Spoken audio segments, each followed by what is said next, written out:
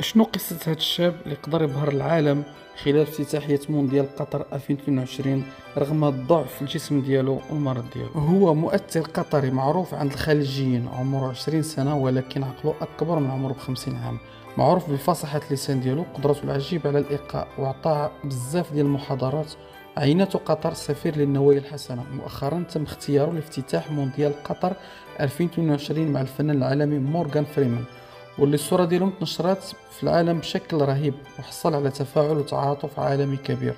ولكن إلا عرفتي المعاناة ديال هذا الولد اليومية غادي تحس أن كل مشاكلك وهمومك ما كتساوي والو قدامه، وغادي تحس بالنعم اللي عندك واللي كنتي ناسيها.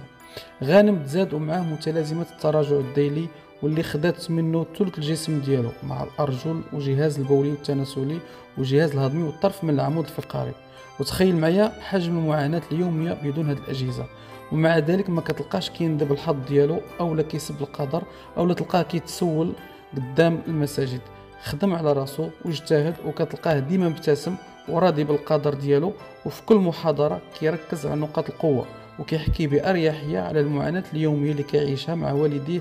حمد الله تعالى على كل شيء. شنو هي العبرة اللي استفدتوا من هذه القصة ديال هذا البطل؟ أنه حتى واحد فينا ما اختار القدر ديالو، وأن الإعاقة في الدماغ فقط، وأي واحد خلق لينجح فقط مع الصبر والمداومة والتركيز على الهدف، وعمرنا نشوفوا للوراء. وأن القناعة وراحة البال هي رأس المال، واللي عنده صحته راه عنده الدنيا كلها. وإلا واجهتك مشكلة تفكر أن كاينين الناس اللي عندهم مشاكل ومعاناة فين تبان مشاكل قدامهم. وفي الأخير نطلبوا من الجميع الدعاء لهذا البطل ونشر الفيديو باش يعم التفاؤل والأمل.